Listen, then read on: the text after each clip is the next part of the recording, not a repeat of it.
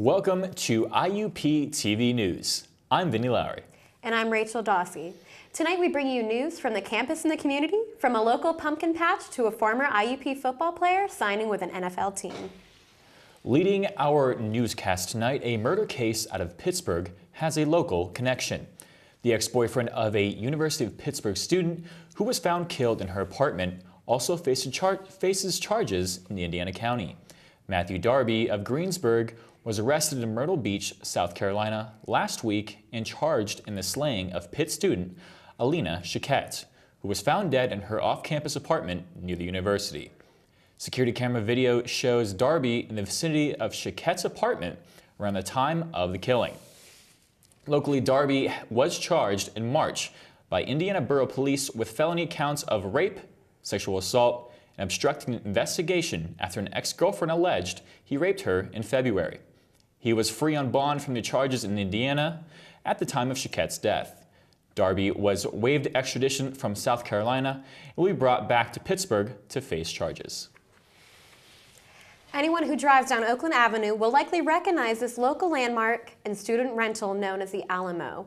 The building at the intersection of Grant and Oakland is now condemned after a crash last Wednesday afternoon sent this silver pickup truck into the side of the building. The truck was headed south on Oakland Avenue when it went off the road, across the sidewalk, and into the building. Indiana Borough Police report the driver may be responsible for 2 other hit-and-run crashes, including to damage another vehicle that was rear-ended by the truck moments before this crash. Police are still looking for the driver. At least 1 resident in the building was displaced by the crash. IUP is prepping for one building that will be home to the College of Natural Science and Mathematics. Reporter Peyton Markajon met with the dean of the college to discuss the scope of the project, from raising funds to breaking ground. A plan for a new building is underway for the College of Natural Science and Mathematics, and I had a chance to speak with the dean of the college to talk in more detail about this building. This new building will be the home of science and math for this campus, and while all majors will use the building, the 4 departments located there will be biology, chemistry, geology, and physics. The budget for this building is $93 million, with funding coming from multiple sources. Okay, there's 2 sources of funding for the building. The first is from the state of Pennsylvania through DGS, so the Department of General Services. And then also there are opportunities for private donors to help to fund the entire project. There is always construction on IUP's campus, and this new building is just part of the developing construction plans for this campus. Okay, so the footprint for the new science building will be where Leonard is right now, so it will face the Oak Grove, and it will be where Leonard is right now, and that building is currently being demolished. And then it will move along in front of the North Dining area. There's a nice space there, and wrap around Wilson and come over to where Walsh is. Walsh will be demolished. And in the long run, it might be that it would partially cover the part of the footprint of Wyant Hall. But because the building hasn't been designed yet, we don't know exactly the footprint of the new building. Dr. Snavely made it clear that classes will carry on in Wyant as normal throughout the construction process, and expressed her excitement about what is to come for this new building.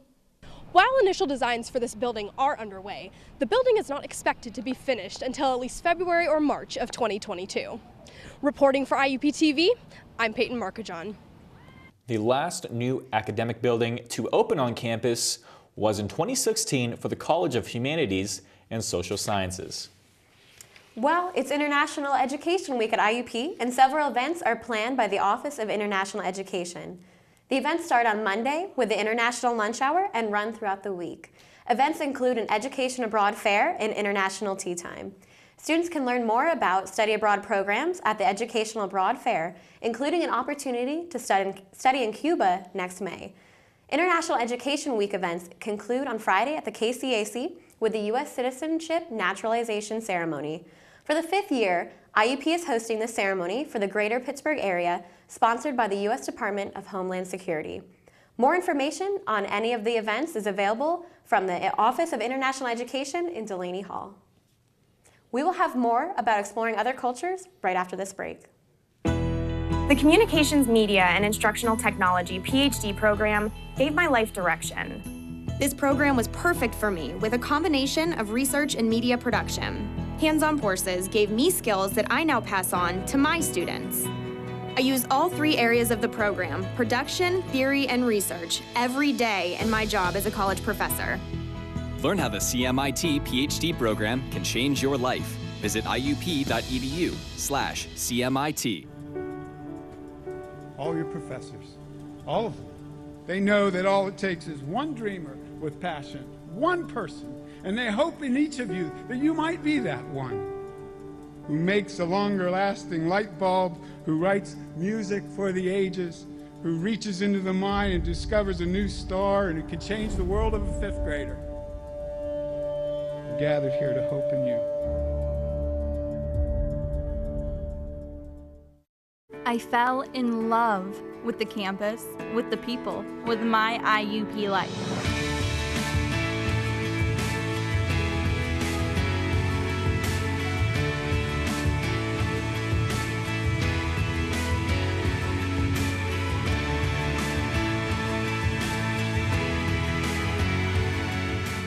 See it for yourself.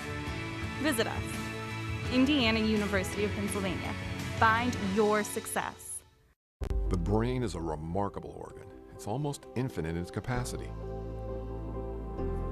Its ability to reach its full potential is limited by only one thing: the heart. For if the heart isn't fully engaged in what you're doing, if you have no drive, no passion, the brain will simply go through the motions. Find your success at Indiana University of Pennsylvania. Welcome back.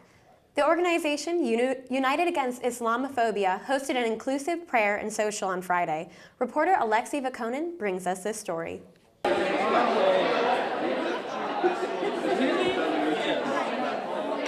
An organization called United Against Islamophobia held an open and inclusive prayer and social event at the HSS atrium today. I checked in to see what the event was all about. The event started with an Islamic call to worship, after which the congregation gathered for Jummah, a Friday prayer. A sermon was given by Abdul Salami Ibrahim, a doctoral candidate from IUP. I got a chance to talk to Mr. Ibrahim about the event. Assalamu alaikum. I'm saying peace unto you. So today is Friday, and we gather in the afternoon to pray Friday prayers, just like Sunday Mass for Christians, and this is also our weekly congregation. So this event was organized to come and meet with Muslims and not Muslims, natives and non-native speakers of English, and we gather here to share our common things, have lunch, see how Muslims practice their prayers, and ask questions if you have any. If you don't, just make connection and ask more deep questions when you build a connection. After the prayer, there was socializing, coffee, and a table full of traditional Middle Eastern cuisine. The HSS atrium was also filled with signs of solidarity against Islamophobia, and a plethora of information about the religion was also available. IUP United Against Islamophobia is a non-partisan, non-political group dedicated to informing about Islam and fighting against prejudice. The group holds several events in the fall. More information is available at facebook.com/groups/IUP-United. Alexei Vakonin reporting for IUP TV News. With the weather finally starting to cool down and the leaves changing colors, everyone is getting into the spirit of fall. If you're looking for a family-friendly activity, look no further than the Pumpkin Festival at Rieger's Farm. They offer hay rides, a corn maze, food, and much more. Reporter Jackie Gillis spent the day at the festival and brings us this story. It's that time of year again, from pumpkin pies to pumpkin spice lattes. Pumpkin is everywhere, and no place is more true to that than where I am currently standing, Rieger's Farm Market, a place where tradition continues and fall meets family. We started, our first pumpkin festival was in 1991. We started with one wagon and a few pumpkins, and every year it just became a family tradition. And since then, we're in year 26, I believe. So it's now we have generations coming back, which is really, really cool to see. We love that part of it. because they'll say, oh, I brought my kids, now I'm bringing my grandkids, and it's just really cool. Yeah. The planning, we have a committee. We get together starting in January, or well, at the end of the festival, we get together and kind of sum up the year, the event. And then throughout the year, we organize and figure out what we can do different and what needs fixed or changed for the next year. Yeah, we have a pumpkin patch, we have hay rides, there's a corn maze, and a barnyard with animals, which is really fun. And we also have lots of food to have. We've been doing it for how many? 26 years. We did take a couple years off a few years ago. We had to take a little break for some personal reasons. And then my brother was ready to start growing pumpkins again. We're like, we're on it, let's do it. We are open this weekend, October 14th and 15th, the 21st and the 22nd, and the 28th and the 29th. So the next 2 weekends in October, we'll be here from 11 to 4, Saturdays and Sundays. With great weather and great turnout, it was a fantastic weekend. Be sure to come out next weekend and pick your pumpkin. Reporting for IUP TV News, I'm Jackie Gillis. It is not too late to participate in all the fun. Rieger's Farm will be open on weekends through the end of the month. For more information, you can visit the Rieger's Farm Facebook page. Fall festivals are just one of the many great things about autumn. We sent reporter Taylor Jones out on campus to find out your favorite things about the season. This week on Hawk on the Block, I talked to the campus to ask students what's their favorite thing about the fall season and why. My favorite thing about the fall season is the clothing, jackets, and I also love Bath & Body Works candles, the cinnamon and the fall candles. So yeah, that's my favorite thing about fall is the scents. I would say just like the weather, like the cool air. It's always like 50 to 60 degree weather. And obviously wearing sweaters and jackets. My favorite thing about the fall season is the weather, and also a lot of things are in season like pumpkin and squash, so it's fun to eat a variety of foods. It's the changing of the leaves, because I feel that almost everyone who's born on the East Coast has no idea how magical it is. My favorite thing about the fall season is like the leaves and stuff, and how like especially this campus, it looks really pretty. Like you can take like really cute pictures outside with like your friends if you wanted to. My favorite thing about the fall season would have to be the leaves, the pretty colors, and the good temperature. I love the temperature of the fall. My favorite thing about the fall season is watching football most of the time, and getting to play rugby. I just started this year, and probably just the smell of the fall air. My favorite thing about the fall is the fashion and the different colors of the trees. The cool breeze, you know. Football season, that's when we get it started. That's when it's all getting popping. We got Crimson Hawks, so let's get it. I'm Taylor Jones reporting for IUP TV News. The legend of Lizzie Borden comes to the stage this month with the IUP Theater by the Grove production presented by the Department of Theater and Dance. The musical production depicts the bloody killings of Borden's parents in Victorian, Massachusetts. Performances are at the Waller Hall Main Stage Theater throughout October. If you're looking for your 15 minutes of fame, you can audition for the Theater by the Grove Spring Productions. Auditions for the Wolves and 12th Night will be scheduled in November, and sign-ups are in Waller Hall. Students, university, and community members are invited to audition. More information is available from IUP's Department of Theater and Dance. Highlights from last weekend's football victory against Slippery Rock, IUP women's soccer, and more when Sarah Moltz joins us with sports right after this. The brain is a remarkable organ. It's almost infinite in its capacity. Its ability to reach its full potential is limited by only one thing: the heart. For if the heart isn't fully engaged in what you're doing, if you have no drive, no passion, the brain will simply go through the motions. Find your success at Indiana University of Pennsylvania. Receiving a Jefferson Award for public service was an honor I will always cherish. I've known since I was very young that I wanted to help make a difference, but I didn't create an organization to win an award. I did it because as a teacher, I believe all kids deserve a good start and a shot at high achievement. I'm April King, a graduate of Indiana University of Pennsylvania. Get my story at iup.edu. It's hard to explain. It just became home. There are hundreds of majors and programs, bachelor's degrees to PhDs, small classes and faculty that really get to know you. Amazing internships and everywhere, programs that help to find a job that is right for you. It's what IUP is about, a commitment to your success. See it for yourself. Visit us, Indiana University of Pennsylvania. Find your success. What does it mean to have a college degree? I can finish what I started. I can compete for my dream job. What does it mean to have an IUP Communications Media degree? I can get a promotion. I am going to be a leader in my community. What does it mean to get your IUP degree online? I can afford it. I'll have a mentor. I did it on my own time. Face-to-face, professor support when you need it at our North Point campus. Find out how easy it is to get your degree from IUP. Welcome back with another week of Hawk Sports. One former Crimson Hawk football player is headed for the Big Apple as he signs with an NFL team. Sports reporter Emma McCarthy put together some highlights on the superstar. Ethan Cooper, former IUP football offensive lineman, was signed this year to the Pittsburgh Steelers as an undrafted free agent for the current season. He has just recently signed to the practice squad of the New York Giants.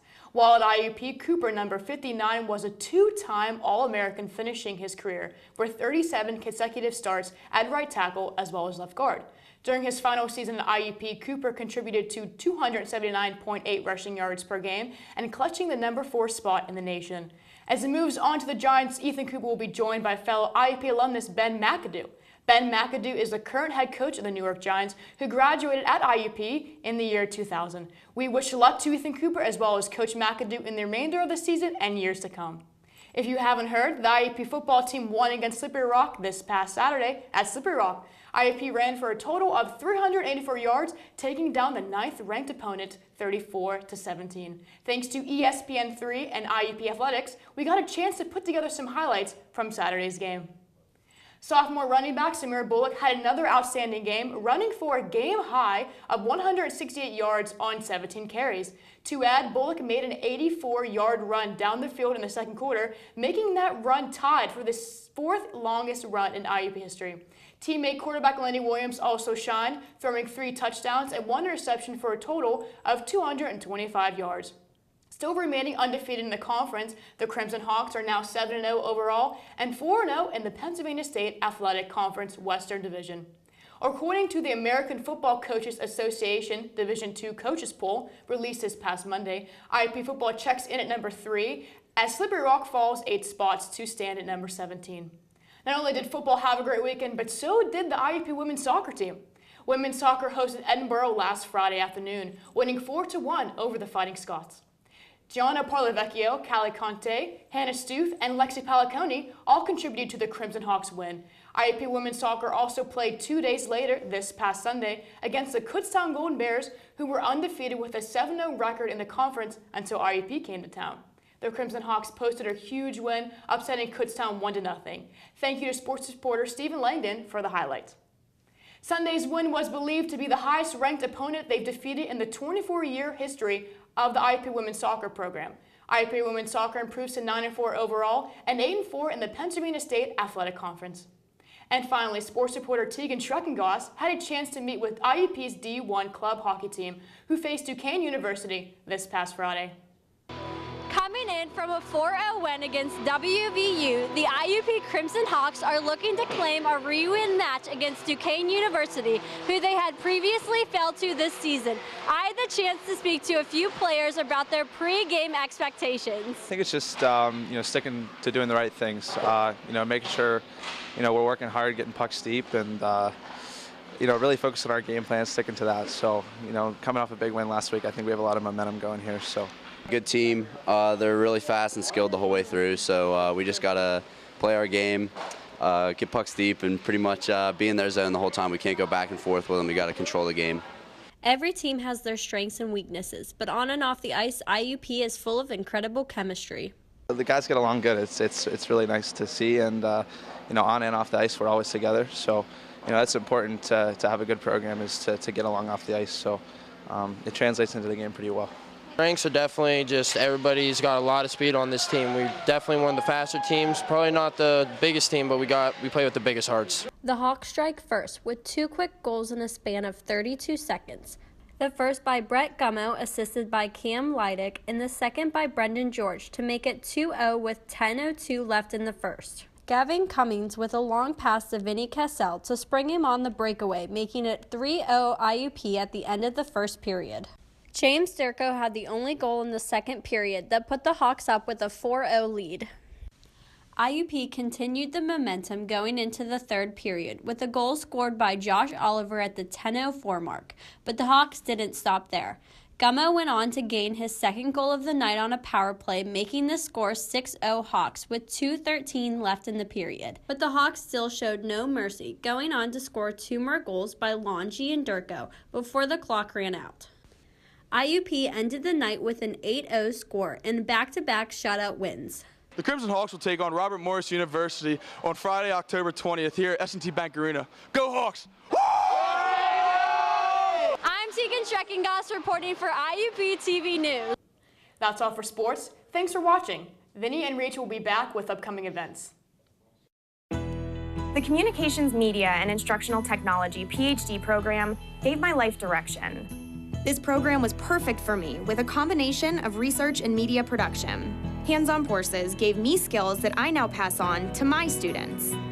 I use all 3 areas of the program, production, theory, and research, every day in my job as a college professor. Learn how the CMIT PhD program can change your life. Visit iup.edu/CMIT. All your professors, all of them, they know that all it takes is one dreamer with passion, one person, and they hope in each of you that you might be that one who makes a longer-lasting light bulb, who writes music for the ages, who reaches into the mind and discovers a new star, and who can change the world of a 5th grader. We're gathered here to hope in you. I fell in love with the campus, with the people, with my IUP life.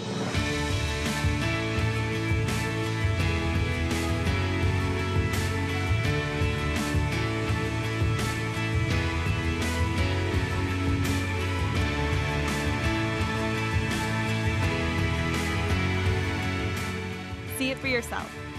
Visit us. Indiana University of Pennsylvania. Find your success. The brain is a remarkable organ. It's almost infinite in its capacity. Its ability to reach its full potential is limited by only one thing: the heart. For if the heart isn't fully engaged in what you're doing, if you have no drive, no passion, the brain will simply go through the motions. Find your success at Indiana University of Pennsylvania. We leave you tonight with some upcoming events you may want to keep in mind. Head over to McElhaney Hall on October 21st for International Archaeology Day, hosted by the Anthropology Department. The event will feature hands-on activities as well as refreshments. It is open to the community and admission is free. Exhibit Tea Here, Naomi Falk opens on the 23rd of October. The landscapes will be featured in the first floor of Sproul's Hall.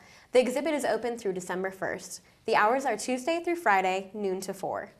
The next installment of the 6 o'clock series features faith perspectives on strangers and foreigners.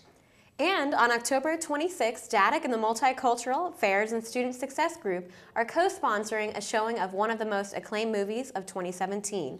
A showing of Get Out will take place in the Hub Ohio Room. IUP's Young Alumni Achievement Award will be presented next week by the IUP Alumni Association. 6 recent graduates will return to campus on Monday to receive the honor based on their professional accomplishments. One of the recipients, Luke Bowen, is a 2005 graduate of our department, Communications Media, and is the owner of Evil Genius Craft Brewery and Brew Pub in Philadelphia. As a graduate of our program, Luke will be talking to communication media classes next week, and I will be able to talk to him this coming week about his experience at IUP and his current successes. That's all for IUP TV News. Thank you for tuning in, and as always, join us again next week.